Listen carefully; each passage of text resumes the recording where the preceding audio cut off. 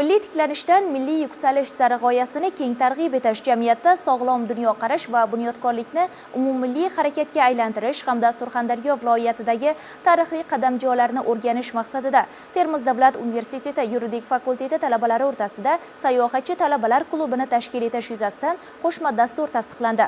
Dastur doirasida sayohatchi talabalar klubi a'zolari ishtirokida tashkiliy yig'ilish bo'lib o'tdi. Mazkur qo'shma dastur ijrosi yuzasidan Surxondaryo viloyati Ichki ishlar boshqarmasi huzuridagi Xavfsiz turizmni ta'minlash boshqarmasi ma'muriy binosida Termiz davlat universiteti yuridik fakulteti talabalari o'rtasida sayohatchi talabalar klubi a'zolari ishtirokida tashkiliy yig'ilish o'tkazildi. Yig'ilish davomida Termiz davlat universiteti yuridik fakulteti dekan o'rinbosari Abduhakim Bo'ronov, Surxondaryo viloyati Ichki ishlar boshqarmasi huzuridagi Xavfsiz turizmni ta'minlash boshqarmasi bo'linma boshlig'i Farruh Qodirov hamda Termiz davlat universiteti yuridik fakulteti o'qituvchisi Shuhrat Ernazarovlar ishtirok etishdi. Tadbir davomida viloyatda turizm xavfsizligini ta'minlash borasidagi ishlar yuzasidan axborot berilib, kelgusida hamkorlikda amalga oshiriladigan chora-tadbirlar haqida kelishib olindi.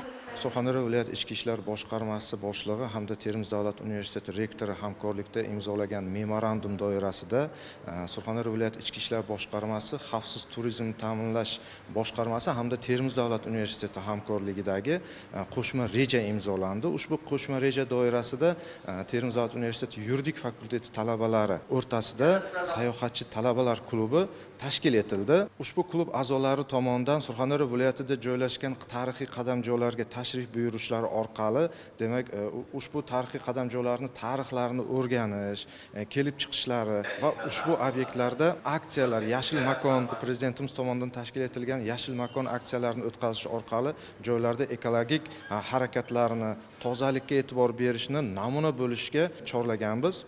O'ylaymanki, bu birinchi bosqich hisoblanadi. Surxondaryo viloyati miqyosida o'tkaziladigan ushbu tadbirlar kelgusida respublika miqyosida ham o'tkazilishi rejalashtirilgan. Ushbu qo'shma dastur hamkorlikning birinchi bosqichi sifatida e'tirof etilib, kelgusida nafaqat Surxondaryo viloyatidagi tarixiy qadamjolar, balki Samarqand, Buxoro va Xorazm viloyatlaridagi madaniy meros obyektlariga ham tashriflarni amalga oshirish ko'zda tutilgani ta'kidlandi. Ushbu memorandumni imzolashdan maqsad shu ichki ishlar bilan hamkorlikda o'rnatish, qolaversa shu turizm sohasini rivojlantirish hamda ushbu sohaga qiziqqan talabalar orasidan zaxiralar yaratish hamda turizm sohasini rivojlantirish, sayyohlar oqimini yanada ko'paytirishga katta hissasini qo'shadi.